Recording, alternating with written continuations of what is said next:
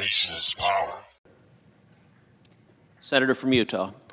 Mr. President, fear has become an all too prevalent quality in American political discourse. And unfortunately, fear is unavoidable when debating the substance of the resolution before this body today. That is climate change, socialism, and the Green New Deal. On entering this debate, I have a little fear in my heart as well.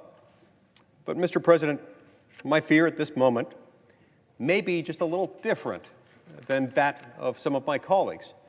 Unlike some of my colleagues, I'm not immediately afraid of what carbon emissions unaddressed might do to our environment in the near-term future, or our civilization, or our planet in the next few years. Unlike others, I'm not immediately afraid of what the Green New Deal would do to our economy and our government. After all, this isn't going to pass. Not today, not anytime soon, certainly. Rather, after reading the Green New Deal, I'm mostly afraid of not being able to get through this speech with a straight face. For Mr. President, I rise today to consider the Green New Deal with the seriousness it deserves. This is, of course, a picture of former President Ronald Reagan naturally firing a machine gun while riding on the back of a dinosaur. You'll notice a couple of important features here. First of all, the rocket launcher strapped to President Reagan's back, and then the stirring, unmistakable patriotism of the Velociraptor holding up a tattered American flag, a symbol of all it means to be an American. Now, critics might quibble with this depiction of the climactic battle of the Cold War, because while awesome, in real life there was no climactic battle. There was no battle with or without velociraptors. The Cold War, as we all know, was won without firing a shot. But that quibble actually serves our purposes here today, Mr. President, because this image has as much to do with overcoming communism in the 20th century as the Green New Deal has to do with overcoming climate change in the 21st. The aspirations of the proposal have been called radical. They've been called extreme. But mostly, they're ridiculous. There isn't a single serious idea here, not one. To illustrate, let me highlight two of the most prominent goals produced by the plan's authors. Goal number one, the Green New Deal calls essentially for the elimination of airplanes. Now, this might seem merely ambitious for politicians who represent the densely populated northeastern United States. But how is it supposed to work for our fellow citizens who don't live somewhere between Washington, D.C. and Boston? In a future without air travel, how are we supposed to get around the vast expanses of, say, Alaska during the winter? Well, I'll tell you how. Tauntauns, Mr. President. This is a beloved species of reptomammals, native to the ice planet of Hoth. Now, while perhaps not as efficient in some ways as airplanes or as snowmobiles, these hairy bipedal species of space lizards offer their own unique benefits. Not only are tauntauns carbon neutral, but according to a report a long time ago and issued far, far away, they may even be fully recyclable and usable for their warmth, especially on a cold night. What about Hawaii? Isolated 2,000 miles out into the Pacific Ocean. Under the Green New Deal's effective airplane prohibition, how are people there supposed to get to and from the mainland? And how are they supposed to maintain that significant portion of their economy that's based on tourism? At that distance, swimming would, of course, be out of the question, and jet skis are notorious gas guzzlers. No, all residents of Hawaii would be left with is this. This is a picture of Aquaman, a superhero from the undersea kingdom of Atlantis, and notably here, a founding member of the Super Friends. I draw your attention, Mr. President, to the 20-foot impressive seahorse he's riding. Under the Green New Deal, this is probably Hawaii's best bet. Now, I'm the first to admit that a massive fleet of giant, highly trained seahorses would be cool. It would be really, really awesome. But we have to consider a few things. We have no idea about scalability or domestic capacity in this sector.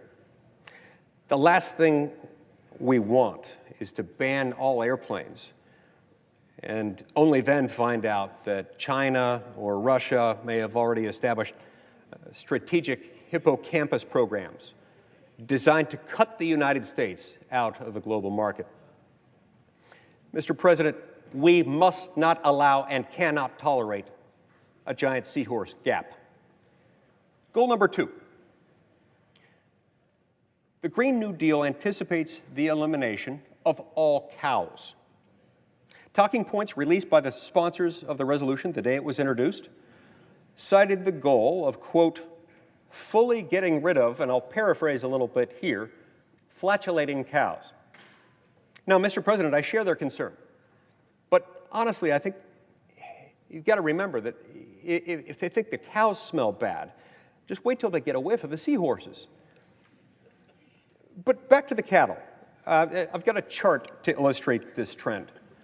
As you can see, Mr. President, on the left, these little cows represent the bovine population of America today. On the right is the future population under the Green New Deal. We would go from about 94 million cows to 0 cows. No more milk, no more cheese, no more steak, no more hamburgers. Over the state work period last week, I visited some farms to find out for myself what Utah's own bovine community might think of the Green New Deal. Every cow I spoke to said the same thing. Boo.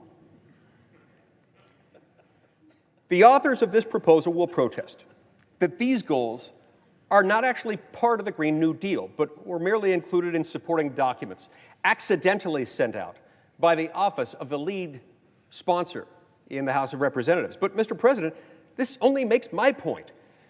The supporters of the Green New Deal want Americans to trust them to reorganize our entire society, our entire economy, to restructure our very way of life, when they couldn't even figure out how to send out the right press release. The Green New Deal is not a serious policy document because it's not a policy document at all. It is, in fact, an aesthetic one. The resolution is not an agenda of solutions. It's a token of elite tribal identity, and endorsing it a public act of piety for the chic and woke. And on those embarrassing terms, it is already a resounding success. As Speaker Pelosi herself put it, quote, the green dream, or whatever they call it, nobody knows what it is, but they're for it, right? Right. Critics will no doubt chastise me for not taking climate change seriously.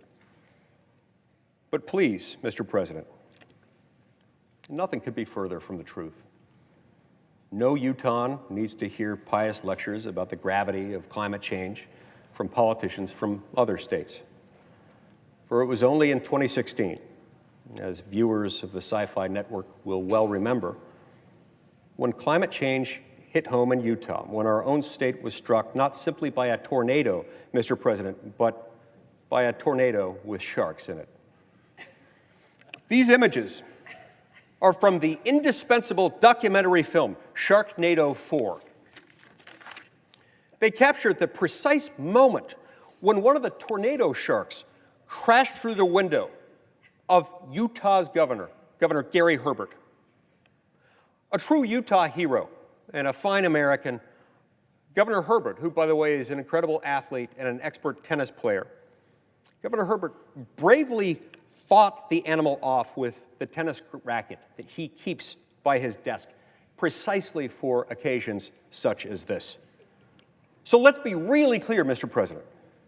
Climate change is no joke, but the Green New Deal is a joke. It is the legislative equivalent of Austin Powers' Dr. Evil, demanding sharks with frickin' lasers on their heads. The Green New Deal is not the solution to climate change. It's not even part of the solution. In fact, it's part of the problem. The solution to climate change won't be found in political posturing or virtue signaling like this. It won't be found in the federal government at all. You know where the solution can be found, Mr. President?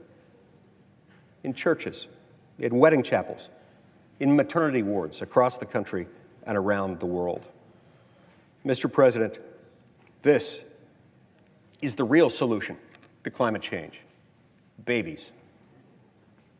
Climate change is an engineering problem, not social engineering, but the real kind. It's a challenge of creativity, ingenuity, and most of all, of technological innovation. And problems of human imagination are not solved by more laws. They're solved by more humans. More people mean bigger markets for more innovation. More babies will mean forward-looking adults, the sort we need to tackle long-term, large-scale problems. American babies in particular are likely going to be wealthier, better educated, and more conservation-minded than children raised in still industrializing countries. As economist Tyler Cowen recently wrote on this very point, addressing this very topic, quote, "By having more children, you're making your nation more populous, thus boosting its capacity to solve climate change," close quote. Finally, Mr. President, children are a mark of the kind of personal, communal, and societal optimism that is the true prerequisite for meeting national and global challenges together. The courage needed to solve climate change is nothing compared with the courage needed to start a family. The true heroes of this story aren't politicians, and they aren't social media activists. They are moms and dads, and the little boys and girls that they are at this very moment putting down for naps or helping with their homework, building tree houses and teaching them how to tie their shoes. The planet does not need for us to think globally and act locally so much as it needs us to think family and act personally. The solution to climate change is not this unserious resolution that we're considering this week in the Senate, but rather the serious business of human flourishing. The solution to so many of our problems, at all times and in all places, is to fall in love, get married, and have some kids. Thank you, Mr. President. I yield the floor.